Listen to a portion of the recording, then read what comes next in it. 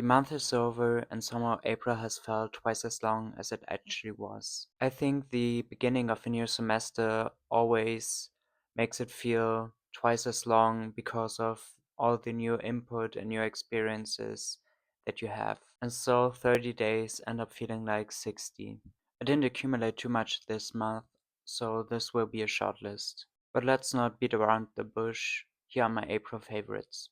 Let's get into the fragrances I really enjoyed this month. This month I bought Encre Noir by Lalique. I don't normally reach for overly masculine fragrances, instead reaching for more unisex fragrances. However, this one promised earthy greens and foggy forests, and that is exactly what it smells like. When you put this on, you feel transported into a foggy forest, and you will smell like you were frolicking in the trees. Every spring, when I feel the first beams of sun on my skin and I can smell the freshness of the flowers, I go into the city to buy one fragrance. ckone is one of the better known, well executed unisex fragrances. The one that really kicked off the unisex fragrance trend. For me, this smells like summer, spring, and youth. I've been buying a bottle a year since I was 15 and sometimes even more. I think I'll have to buy two this year because, as you can see, there's already a big dent in it and summer hasn't even started yet. Let's get into the books that I enjoyed this month.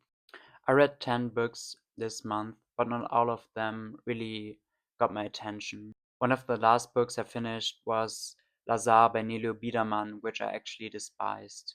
On the other hand, I was really impressed by Jenseits des Lustprinzips by Sigmund Freud, where he introduces the death drive. The other book I really enjoyed, and which I haven't finished yet, and I have been reading since the end of March, is Bernhard Weidenfeld's Topographie des Fremden. He was a German phenomenologist. This is the first book out of a series where he explores the phenomenology of strangeness. In this volume, he looks for the pinpoint where the strangeness can be located spatially, or if there can even be such a point. Let's get into the things I really enjoyed this month. At the beginning of this month, I went to a flea market specifically looking for a replacement for a bracelet which I broke last month. I ended up finding two which I really liked and couldn't pass up on because they were such a great price. I particularly like this style of bracelet.